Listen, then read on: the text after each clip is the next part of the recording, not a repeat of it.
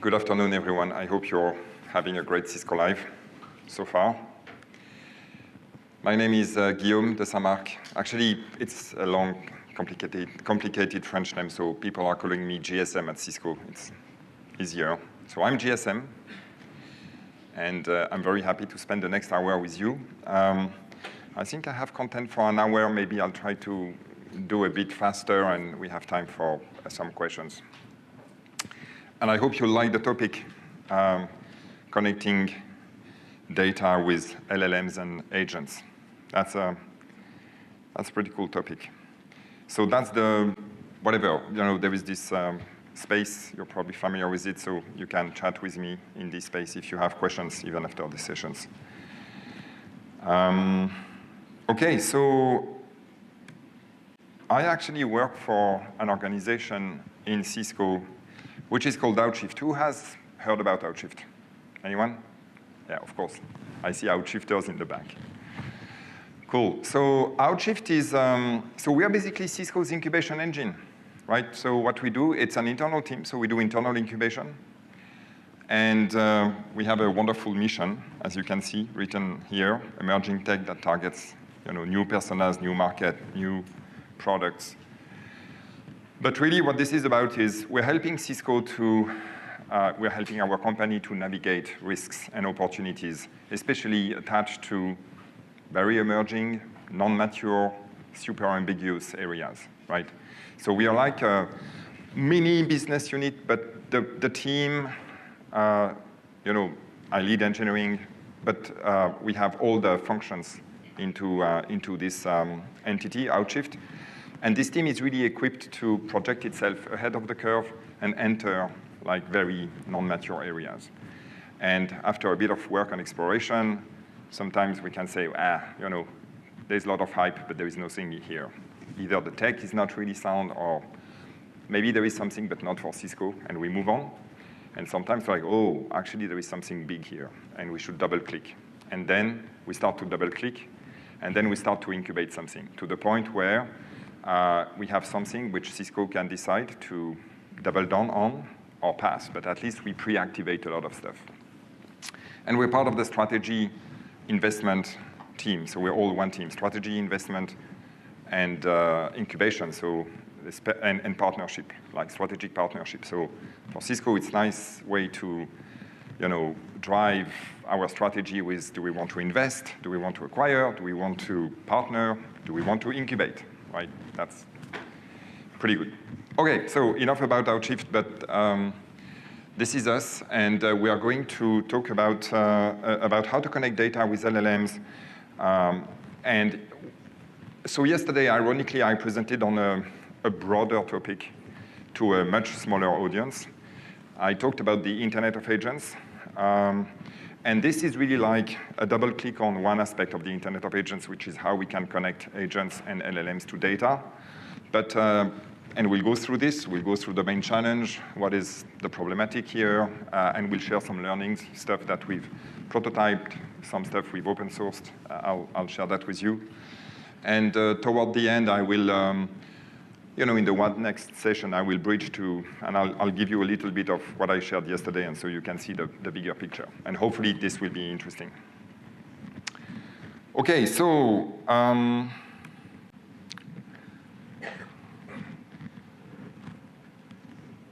what is really at stake here?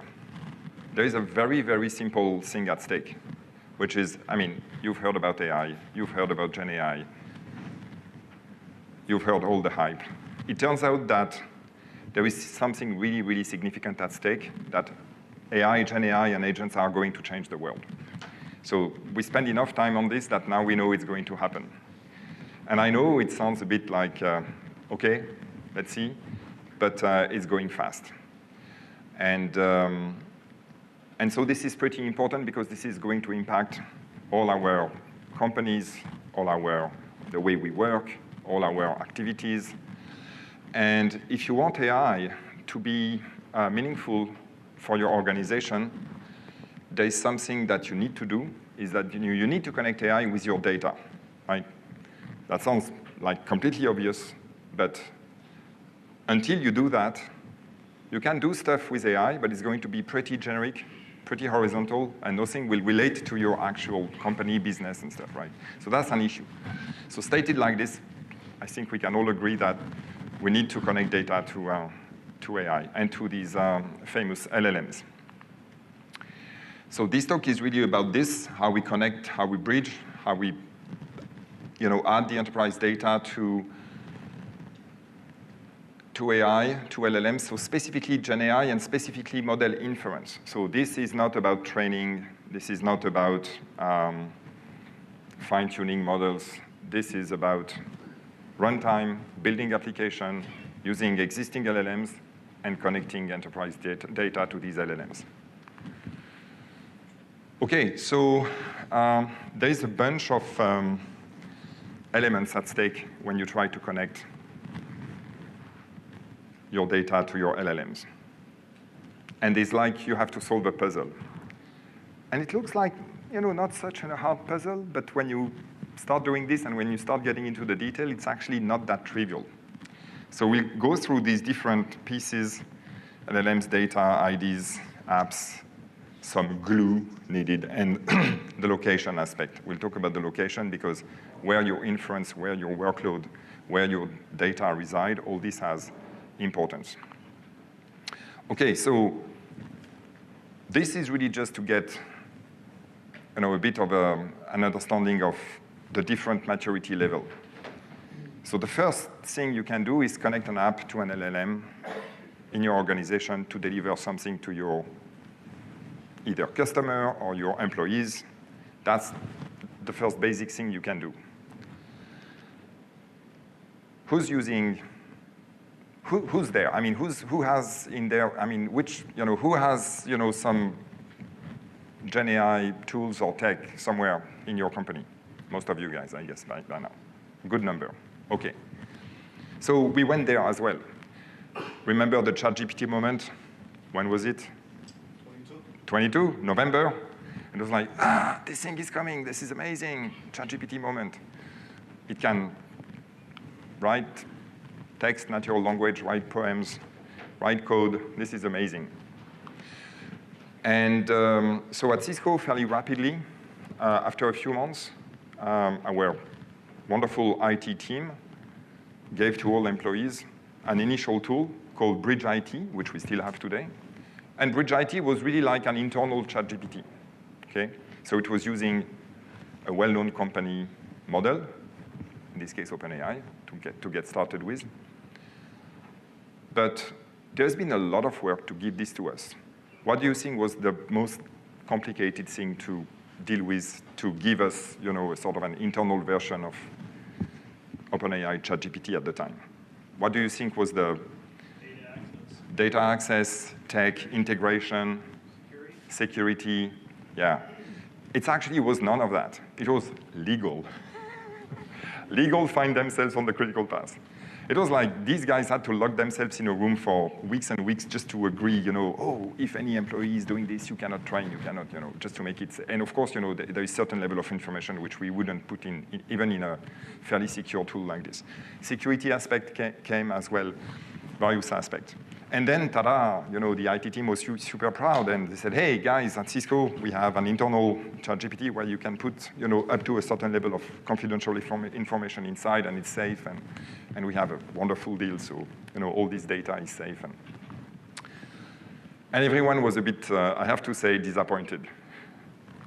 It was good. I mean, we could do stuff. Like, you could take a document, you could put it in the chat, it could summarize it for you. This document could be, something which you wouldn't put in the consumer version of any third-party ChatGPT type of application. But still, we were disappointed. Why? Because this was not connected to any Cisco data, right? So if we were like going to this tool and asking, I don't know, like what was announced to the last Cisco Live, no clue. I was trained with data of the open internet, up to whatever, January 2023, and that's it, right? So this was like immediately painful, right? And as a company, we're a tech company. As you see, we're doing a lot of products for AI, and we're putting a lot of AI in our product, but we're also an enterprise. So we also went through this, adoption cycle of what is it to have AI, and tools in our organization. And this was the big moment, first moment where we realized we need to connect our data, otherwise this thing is a bit dull, right? And that's the next level. Connect your data. Who's there? Who's kind of at this level in your organization? A few folks, right? So connecting data is great, and this is where we are as well with our Bridge IT, right? So now it's becoming pretty cool because you can ask a lot of questions. It will answer with relevant Cisco material and information. The next level actually is connect identities. Why would we want to connect identities in this mix? Well, again, fairly simple. I'll go back to my Bridge IT example. So I'm Guillaume, I'm GSM. I go to it, and I ask questions, or I want to do a task. And Chuck Robbins, our CEO, is doing the same. Chuck is using Bridge IT as well. And he's going there, and he's asking something. Obviously, there are certain information Chuck probably has access, I don't. Right? And that's probably a good idea. I'm leading engineering team for Outshift, so I have access to a lot of IP patents. We write stuff like this. My colleagues from the sales team in Paris, they probably don't need to have visibility on all these, work in progress patterns. Just like I don't need to have detailed visibility on all the exact, structure of the business we are doing with such and such customer, right? So this is it. Actually, your ID and what you're entitled to have access to versus what you should not have access to is important here, and it's getting in the mix. And this is, connecting data as such is not that easy, but IDs is a massive additional complication, as you'll see in what we're going to cover. And finally, the last level, the level I wish I was there, which is you bring all this together, you put the glue to create a nice experience around all of this. And by the way, in addition, you take into account where your data is located, localized, where the inference processing is happening, and make sure that you remain compliant with all the few things we have to respect in this world today when we deal with data. And you're getting to a fairly complex picture when you get there. It's fairly complicated. So we'll go through this, if that's okay with you. And I'll tell you what we've basically learned, discovered, and some of the stuff we've incubated in this domain. Okay? Okay, so let's get started. What are the main challenges?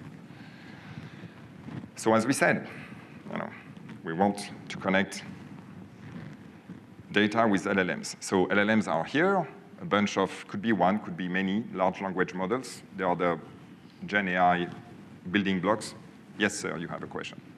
So what is the distinction between data and LLM? Oh, it's very different. That's a great question. I'm glad you asked. So data is the data you have in your company, literally. So for instance, product data sheet of your products, right? For instance, all the Salesforce information of your company, which, by the way, is hosted and serviced through the Salesforce SaaS, for instance. This is like your HR information, your finance information, right? So this is the kind of your project information, which might be in Jira, things like this. So that's your data.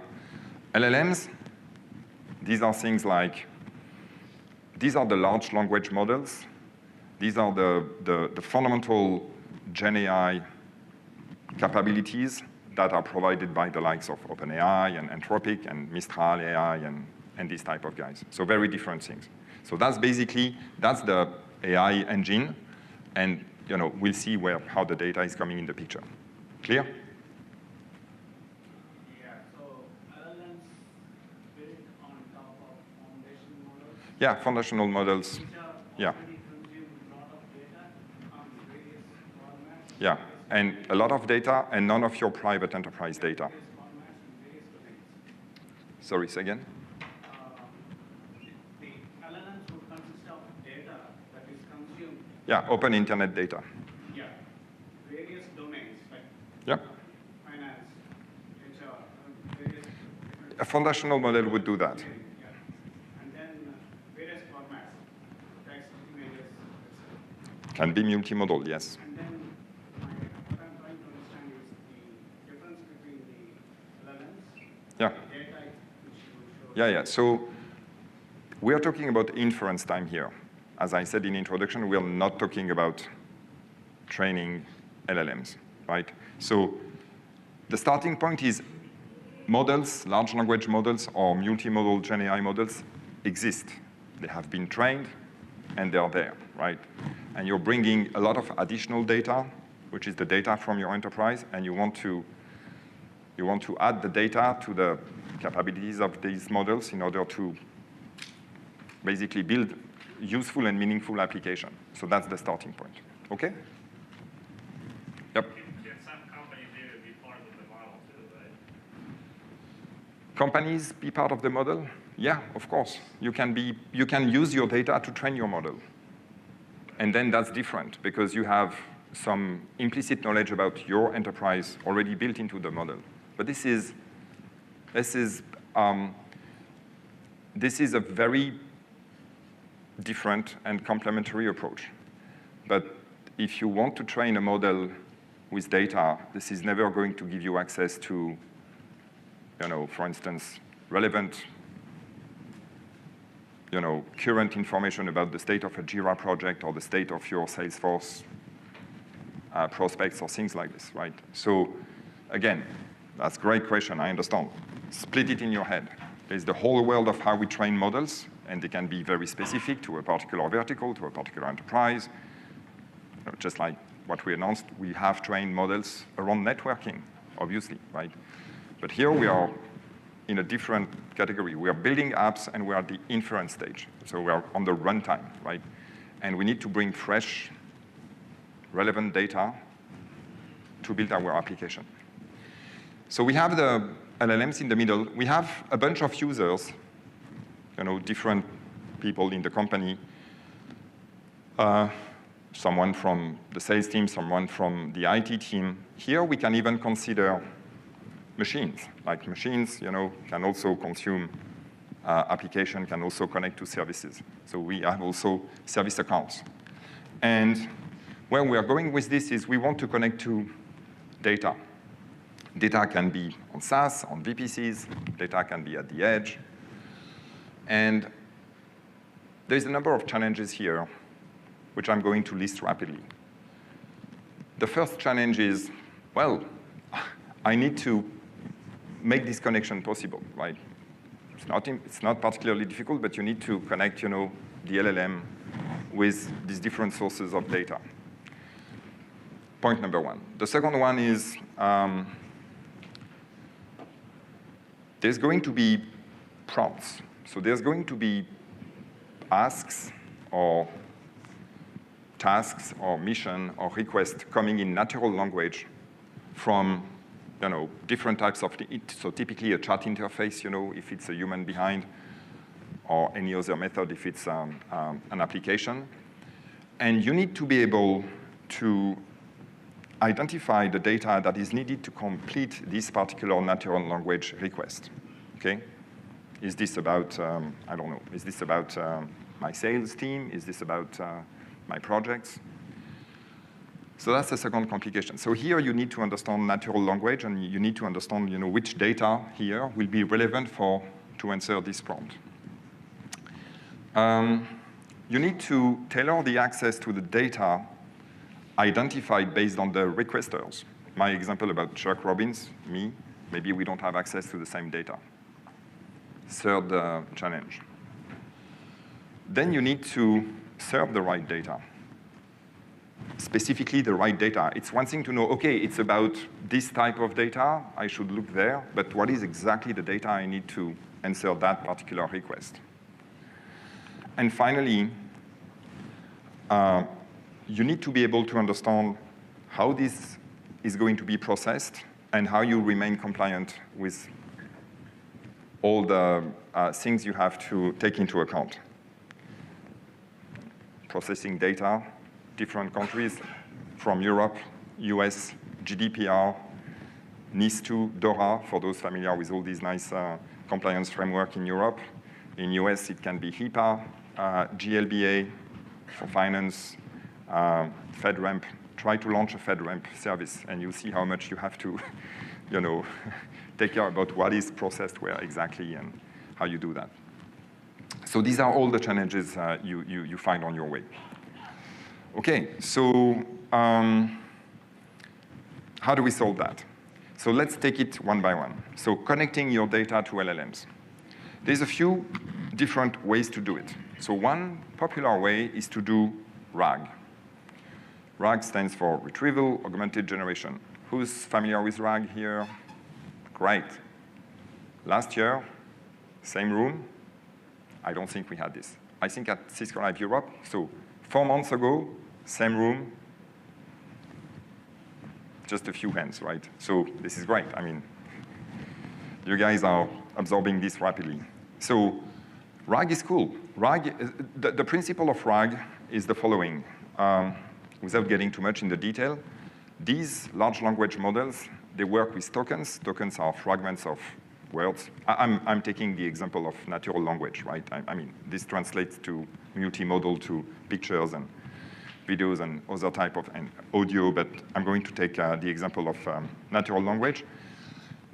And so basically the transformer models, which are powering these LLMs, they are using extremely large vector databases and extremely large vector representation of these tokens. So the way to think about it is, I don't know, for instance, the entire dictionary, the entire token elements are represented in this space, which is highly dimensional. And for instance, something like coffee in French, coffee, and caffeine will be close, right? Because they kind of relate to the same concept. And very different from, the word table, for instance, or chair, which might be closer, okay? And so that's how things are represented. And with RAG, what you do is that you're going to basically try to take a corpus of knowledge, a database, and you're going to chunk it and what we call, you're going to do embedding. So you're going to parse all this content and you're going to throw this into this highly multidimensional space to get an LLM type of representation of what it is. And from there, you're able to do semantic search. So you're able to ask a question and get a good idea of how much the content is related to the question you just asked, right? So it's very different from a traditional search where you're looking for keywords. It's going to be much more approximative, is what is called semantic search. And it's going to be super helpful because, for instance, let's say I want to build an application. We did this one for Cisco. I want to build an application which will help us search all our press release and announcements. And I'm looking for, I don't know, the latest, I'm looking for the Duo announcements and how we are doing with and launching this new identity provider service with Duo. The way I'm going to ask my question, I could ask this 100 different ways with slightly different words. Yet I'm looking for the same answer at the end. It's like, you know what I mean, right? Well, so this architecture is capable of actually knowing what you mean and will find and select the type of content which are most relevant to this type of request. So you take your content, you have a corpus of documentation, a lot of press release, for instance, or a lot of product data sheet, or a lot of whatever it is that you want to feed your Gen AI application with. You process it, you embed everything, and you store it in a vector database. And from there, it is possible to do a semantic search and come up with a bunch of results. And typically, once you do this, you have to re-rank based on different types of consideration. For instance, a good example is, again, press releases. Press release can be, it's a perfect example of semantic search. So maybe you'll have a super, super relevant press release, which corresponds to your search, but this is from 5 years old, right? Versus a press release which is also pretty good and pretty close to the question you ask, but which is from last week. So you're going to re-rank because the one from last week is probably more important than the one from 5 years ago, this type of examples. Anyway, and then the trick is that you take the original question, you do semantic search, you find the content which is most relevant, you bring it back together with the question, and you feed everything to your large language model. And magically, instead of just giving you an answer based on this typically general internet training, it's going to suddenly have a lot of specific information about your enterprise context. It has now your enterprise data, and it's going to answer based on that. So that's RAG. It's the principle is fairly simple.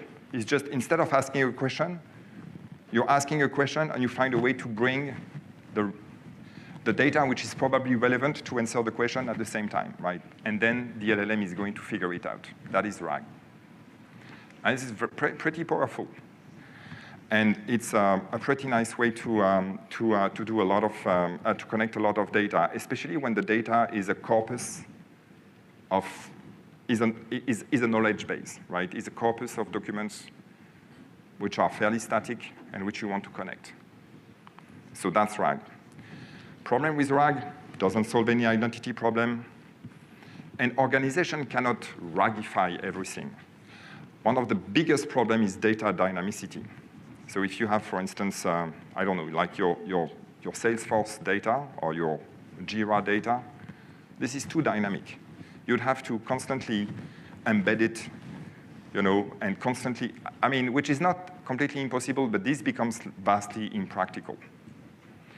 If you have, again, 10 years of product documentation, perfect. Perfect for RAG. Okay? So RAG is solving a number of issues, but not all the issues. Function calling. So function calling is a different idea, but is a very cool idea.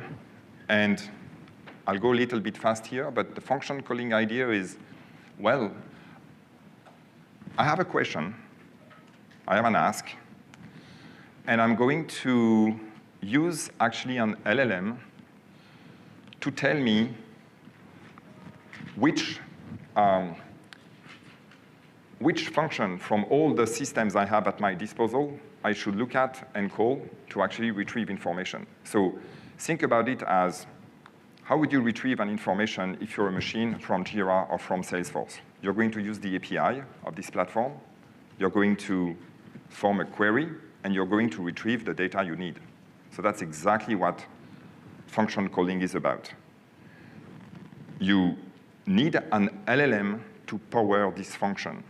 So this LLM is not the final LLM you want to use to necessarily solve your application, to run your application. This is an LLM which you're going to use first to actually know which request, which API to use to get the data you need. Okay? So you pass it, you take the prompt, you take the ask, pass with all the potential functions to call, give it to the LLM, it will figure it out. And of course, some LLMs are better than others at doing this. You can train an LLM to be better at function calling than others. If you take a big, large foundational model, they are usually pretty good at it. Some models can be even more specialized to do it. And then it's going to come back to the application saying, OK, yeah, well, if you want that, you should call function X with this set of parameters, and you will get it. It's working pretty well. You'll see it in the demo. The API request is fulfilled. Salesforce, get the information.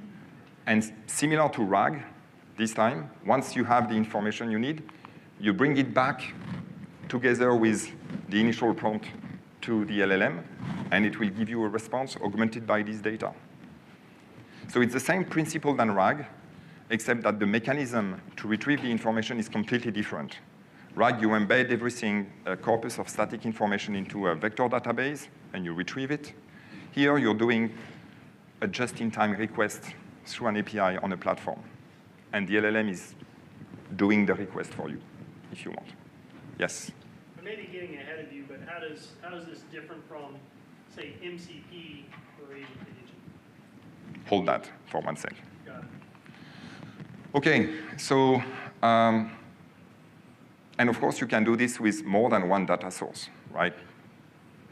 You can do this with Salesforce, Splunk, Meraki, Workday, what have you.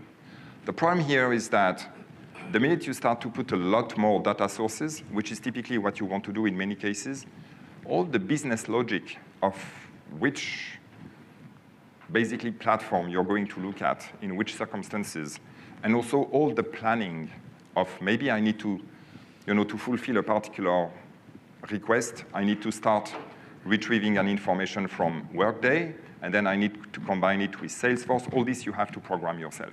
You have to do yourself. So it can work, but you have a lot of application logic and complexity to take into account. There's a lack of standardization here. You don't have any identity. You don't have any location. I'm going to, So I'll go through this, and I'll take questions at the end, because otherwise I'm not going to make it. OK, thank you, folks. To your question, MCP, ta-da. So MCP, yes. MCP is something new. It was proposed by Anthropic. It's a fairly popular protocol. And the idea is that it's a start of a normalization, a standardization of how an agent or an LLM can access a tool or a source of data.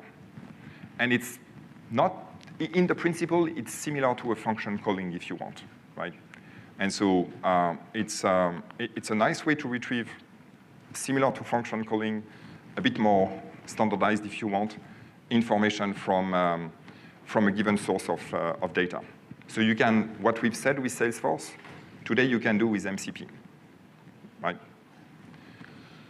It's a client-server architecture. It's getting pretty popular. And more people are putting an MCP server front-end on top of their platform so that it can be used by agents. But this is really not rocket science. This is great. This is super useful. For some reason, this one is starting to spread and really catching up across the industry.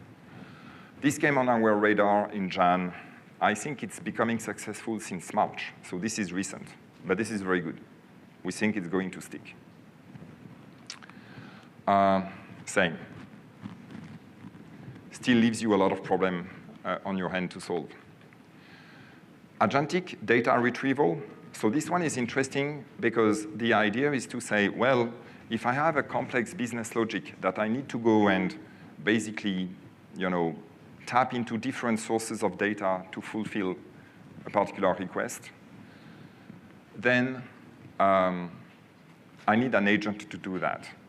And here, this agent is going to be powered again by an LLM. But the big difference with the simple function calling, as you've seen before, is that here, all the planning and all the reasoning is going to come from the agent. So the agent is going to put together a plan, going to reason about it. It's going to say, OK, I'm going to tap into this information first, that information later, I'm going to combine it. And it can basically answer higher order of complexity type of questions. So that's a very interesting idea, and you'll see in a second that we are going to build on this, but still no identity, no location here.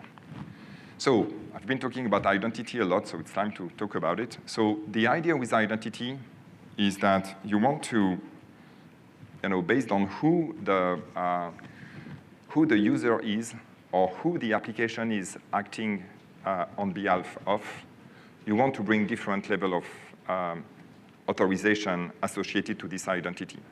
Again, think about the GSM check example. That's a good one. So one thing you can do is you can basically connect. You can connect your application to, whether it's Okta or whether it's Active Directory, whether it's Duo, to your source of identity. And you can make sure that if you retrieve a particular token from the main user of the application, you're going to use this to check if you have access to the different data sources, right? The problem is that when you do that, it's actually good to know in advance rather than trying and failing, right? Like, this guy tried to access, our patent database, and he was not allowed to do it. It's actually good to know in advance if this is going to work or not, right? And so this is where identity is getting a bit tricky. Even if you integrate with your identity infrastructure in your company, and even if you integrate your application with this, you still have issues. And so in this case, clicker is not working. In this case, you don't have clear identity bindings at your application level, and you're still not dealing with the location. An example of identity binding problem is maybe John has access to Workday, but I don't want to pass all these credentials to my application because I want him to be able to read, but maybe I want the agent to be able to read, but maybe not write on his behalf. So we need a sort of not only we need to know in advance what the bindings will be so that we don't go to this data source if we know that it's not going to work, but we also want to be able to restrict the type of agency which we are giving to this application. So with all that, if we are getting to the last one, location. So location, I'll go quick because I think you guys get it, but location is a big problem as well, and you need to take this into account in the design of your solution.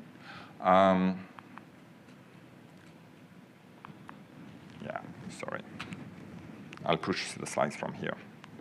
So restriction on the data location.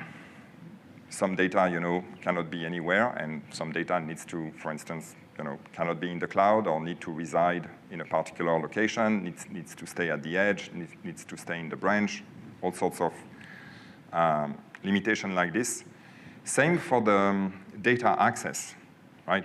It's obvious, but if a data has to stay in a particular location, it's also probably that it cannot be accessed, from a remote location in an uncontrolled way. So data location, data access, data processing. So where the data is being processed and any output of this data processing, you might have a lot of regulation around this as well. Like anything you process with this data has to stay in the same location. You can't send somewhere else. A lot of constraints. Sovereignty, well, we talk a lot about sovereignty, especially in Europe these days, but also in the US. So, be compliant with a lot of, I mentioned a few nice policies that governments and institutions are enforcing.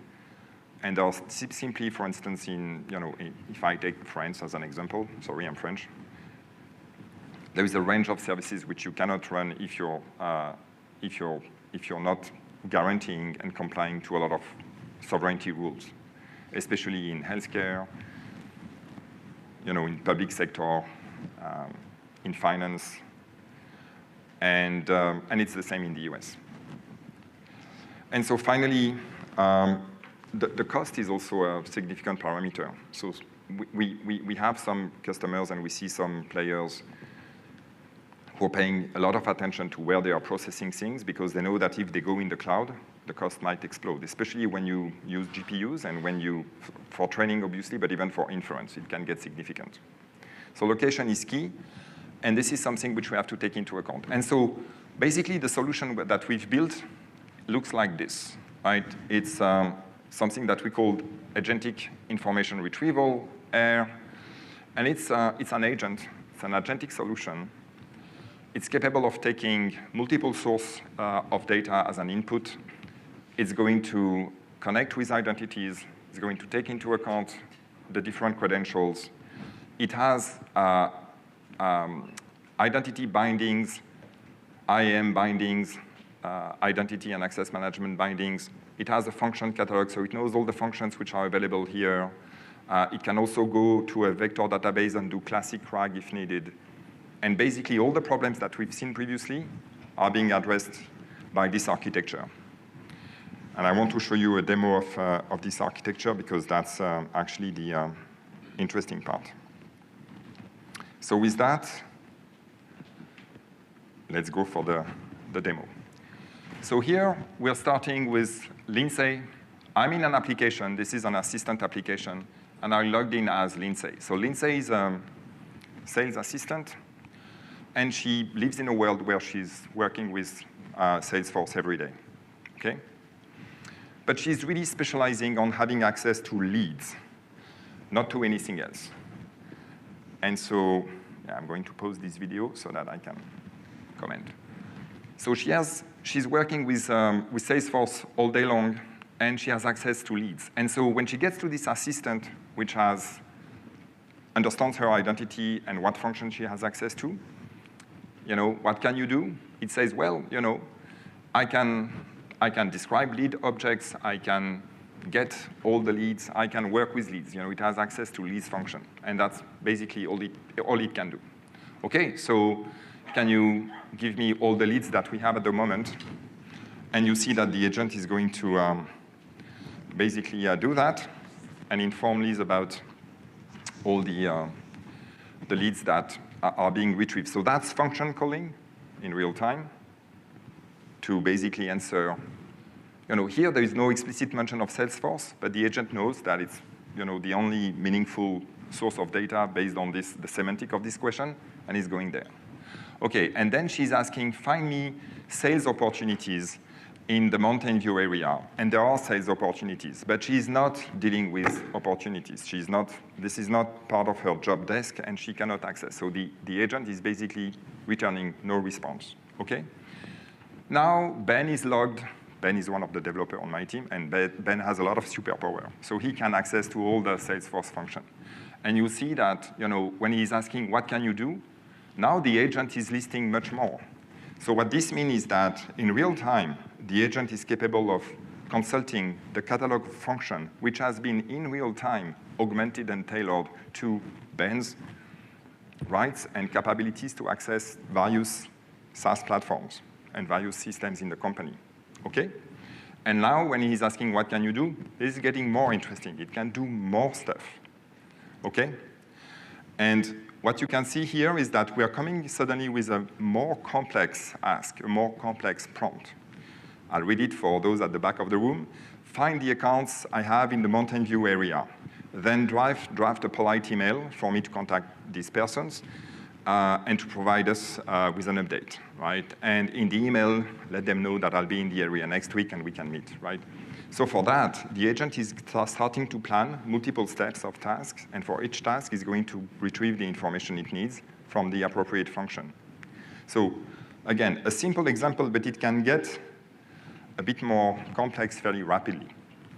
And you'll see that this is going to be processed in a correct way. We're using a fairly small model for that. It's a model from Mistral. You'll see bigger models later in the demo. So that's a 20 billion parameter model called Mistral Nemo, but it's doing the job, right? And then, okay, there's indeed, what Lindsay couldn't see has been made visible for Ben, and the email came, okay? Okay, so let's move to another type of use case. Now I'm going to create a new application. By the way, this is a project we called Iridium. So what you see is the UI on top of the Air engine, which I just described. So I'm going to pick the Air engine because I want to retrieve information from different sources. And this application is a transaction insight application. Create the application. And this one, again, is using Mistral Nemo. And you'll see that what we are going to do is that, we are going to give it some API keys so that it can be used by the chat interface. And this is the playground. So the playground is a way to test the application without even really launching it. And so if I ask, what can you do? At the moment, the application is empty. It's just the LLM. It's been connected to nothing. So the response was very generic. It says, oh, I can do basically general stuff. Can't do really anything interesting. Yeah, it has 0 sources, 0 binding, nothing. It's an empty shell. Now I'm going to say, let's make it more interesting. I want to connect it to Splunk. So I'm putting, connecting to a particular Splunk service, which is happening now. And as I do this, you see that all of a sudden, 14 functions are available. And all these functions, which are the Splunk function, which have been, this was all done in real time, right? All these functions described with different characteristics and a natural language description. The natural language description of a given function is fundamental because this is the part that the LLM is going to use to semantically reason about, okay, should I use this function for this task? Okay? And again, all seamlessly done. If you want to do this manually, it can be a lot of work, right? So you need this type of engines. And here I'm going to connect with the front-end application, with the chat application, because for now, it's a headless application. And I'm selecting a bunch of domain, and I'm going to select basically the type of functions that I want to be able to use. Okay, so with all this done, you see that now I have 14 functions. I have all the bindings in place, and I can use the playground to ask questions like, what can you do, right? So let's see what is. So pretty interesting, right? So this is going to be able to tap into different telemetry and different logs in Splunk. And here I'm asking, give me the top 5 logs that contains HTTP requests in this activity. And indeed, it's coming back with an accurate answer. So the result is relatively simple, but having this type of core technology is going to help you save a lot of time. Now we're going to try another question. Show me the country for products purchased in the session with a session ID. And there is no response. And that's an issue because the truth, and you have to trust me on this, is there are actual response. So basically here, the agent failed. It didn't manage to query Splunk in a way that was compliant. And one of the reasons is because Splunk is using SPL language to query Splunk. And the model that I'm using is probably not powerful enough to create this type of complex Splunk query. And the way I'm going to solve this is I'm going to manually add a new function in my system. And for that, I'm going to ask someone who knows the Splunk query language to actually write the code. And automatically, the LLM here is understanding what I'm trying to do, suggesting how I should call this function. And we're going to add this to the catalog of function. So even if when you do your test, even if your function calling is not working for some complex, just-in-time query for systems like Splunk or other, you can actually augment, with a function which is going to be well documented in your catalog, so that next time your LLM can use it. And you'll see that this is exactly what is going to be done here. So we are adding this to the system and publish. And now you see that magically we have, just wait for it, it's coming soon.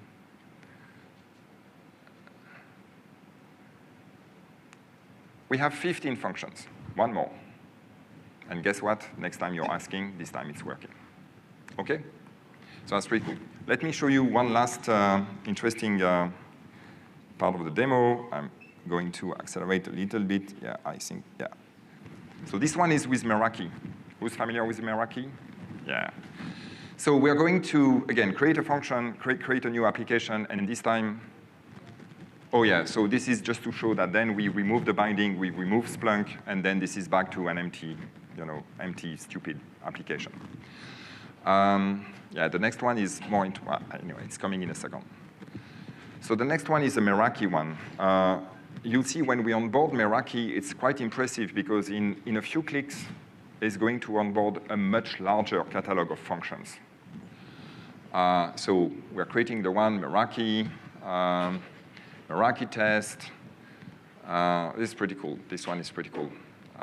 Confirm creation of the application. I'm going to select the source. Yeah, so again, 0 function, 0 binding, nothing. We're going to select Meraki. And this is pretty cool because just by, in the case of Meraki, it's all OpenAPI specification. So a large catalog is being imported in a few seconds. And actually, this would work with the AIR engine with any OpenAPI interface.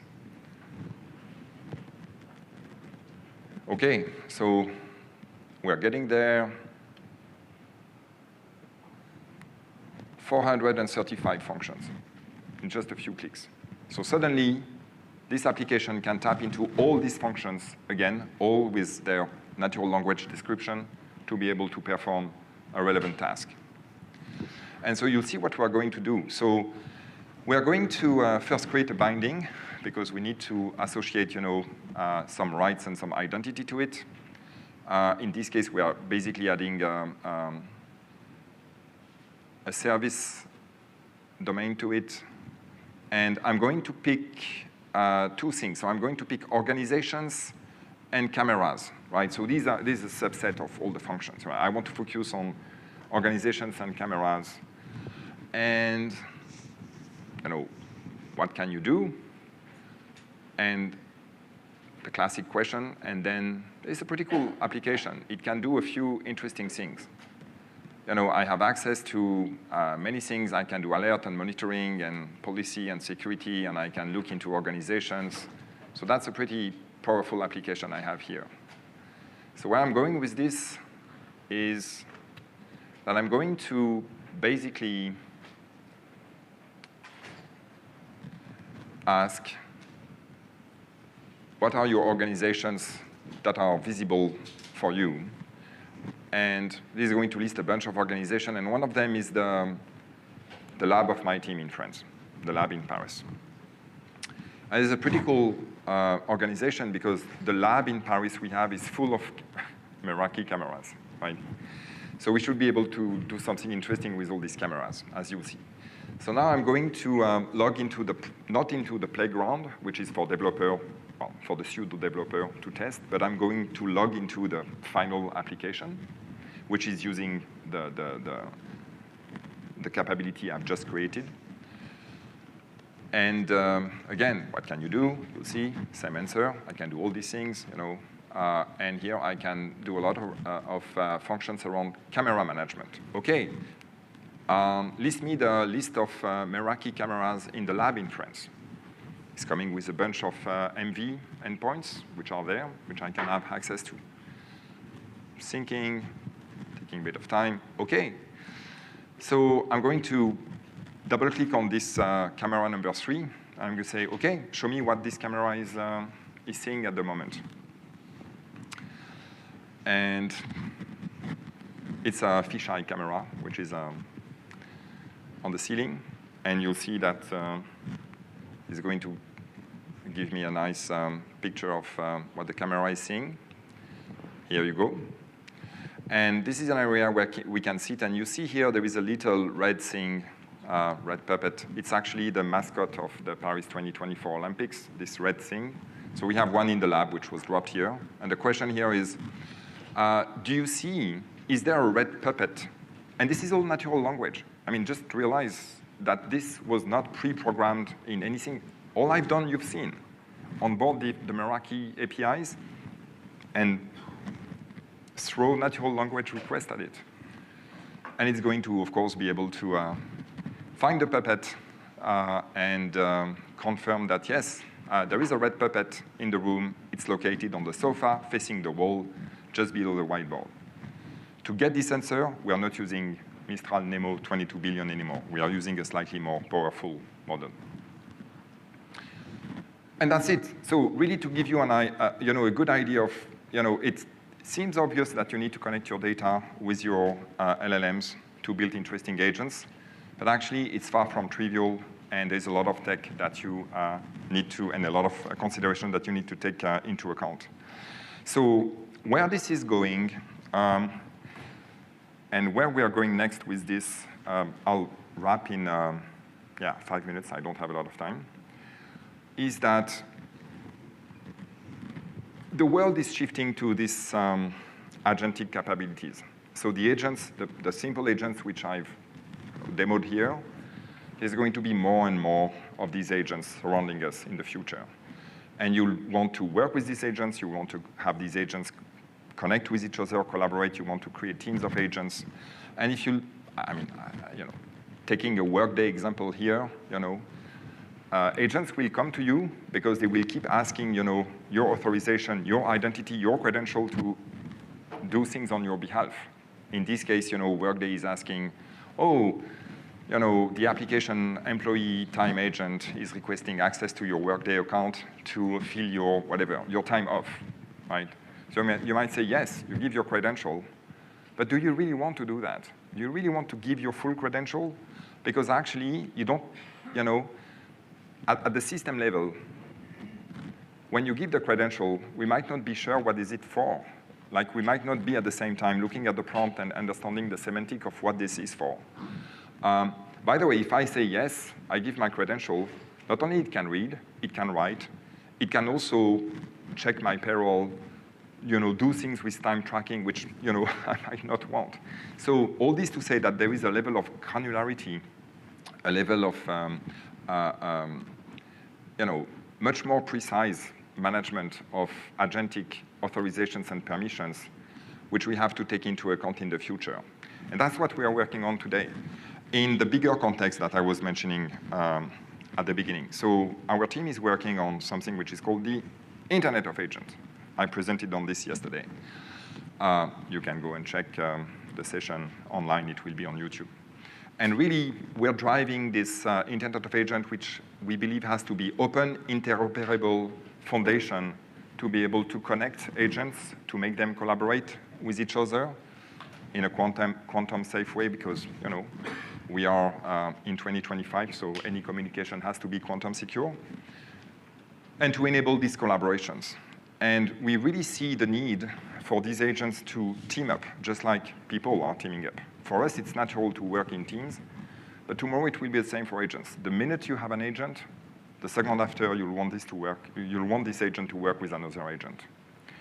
And a lot of the questions we've seen in this presentation today will come into play. And the reason is because, I'll do this quick, but when we built the internet, we really thought about connecting humans and machines. I'm simplifying, but that's the idea, right? But it turns out that agents are very interesting entities because they have a lot of attributes of humans in the way they are going to want to do tasks and do stuff on our behalf and exercise their agency, but they will do this at the scale and speed of machines. And really, what we are working on today is building the entire platform and the entire stack to enable these agents to collaborate so first, discover and give them, being able to discover them, being able to give them a clear identity, being able to securely connect them and allow them to collaborate, and be able to observe and evaluate what these guys are doing. Hey, no surprise, we are Cisco.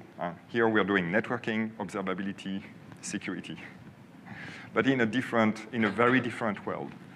And so this is super interesting, and there's an entire stack emerging here, and we have started a fairly interesting open source project, and we've just actually last week open sourced a component around the identity for agents. And so I won't go into detail here, but so this is portion of what you've seen, which we've started to open source. And these agents, these identity capabilities, they have similarities with the classic identity you'd use for a regular human user, but they also have characteristics which are specific to agents in the scale and speed, ability to provision, but also rotate and revoke, and a much more granular way to manage the different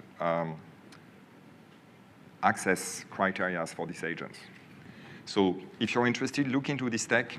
It's just freshly outsourced. And in general, we have this agency project, So agency is the code name of the project. We launched in March. In March, we were just, Cisco, Outshift, LangChain, and Galileo, 3 initiators of this project. And in 2 months, we've onboarded more than 50 additional folks with us.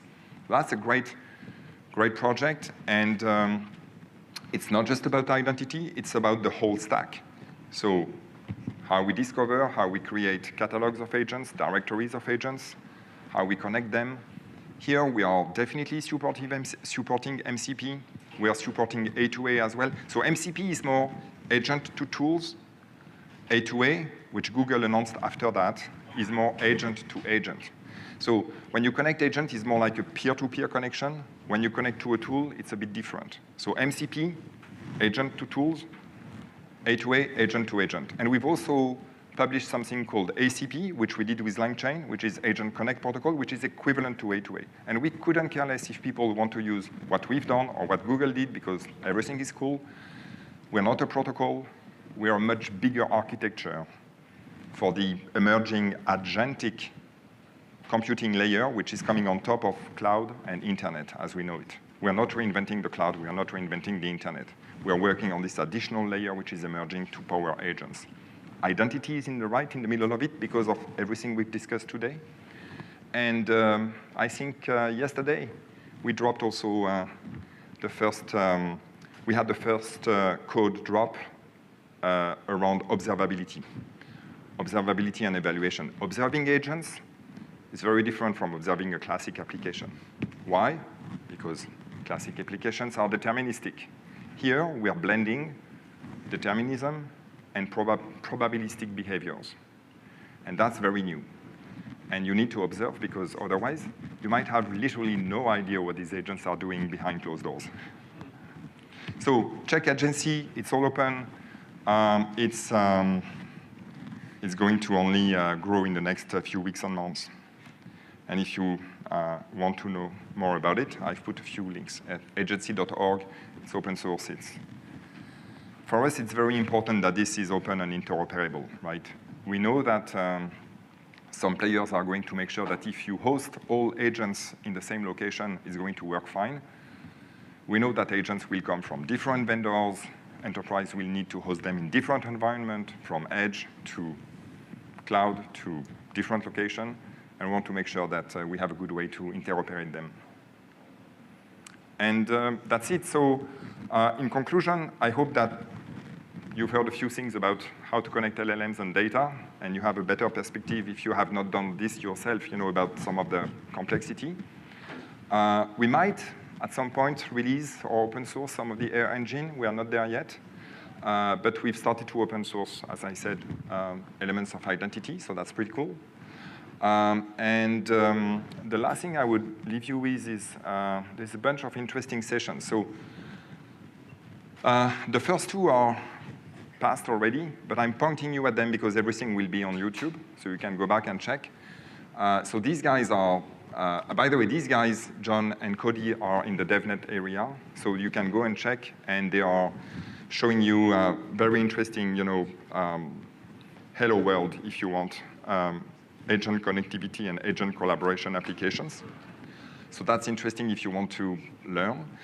Frank, who's a distinguished engineer in my team, is going to presented this morning on a very interesting use case, multi-agent use case applied to basically root cause analysis and like troubleshooting in a complex IT stack, which is something which most of us are still busy with. And Giovanna, another brilliant distinguished engineer in my team, is presenting tomorrow, so you're not too late if you want to see Giovanna live, and I advise you want to do that. Giovanna is going to present on a super interesting project we are doing, multi-agent project to automate large network, complex network configuration upgrades. We're working with large customers, in this case, large telco, and it's not so difficult for them when they want to upgrade their network to come up with a candidate, with a proposed new configuration, but it's hell to validate whether before this go in production, this is going to be okay or not. And so we are using agents to do that. And it's amazing. It's just working. So both are amazing. Like you can have agents troubleshooting any system today. And you can have agents verifying super complex network configuration before you go on production. So these things are still incubation, but a lot of this is moving to bigger Cisco. So you should see products, coming soon, offering these capabilities. You've, of course, seen the announcements of AI Canvas today, which is already leveraging some of that. But this is super interesting. So if you want to learn more about agents, there is more for you to look at. Thank you very much. You can please take a minute to evaluate the session. Let me know how I did.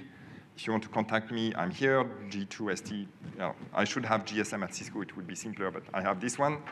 And I'll be on the WebEx room. So if you guys have any questions, I mean, usually you listen to something like this, you're like, oh, yeah, I get it. And then after a day, you're like, no, what did he say? No, that's not, So if you have questions, please ask. I'm here to share. And it's not like we have all the answers.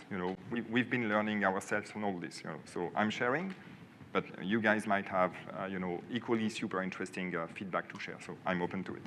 Thank you very much.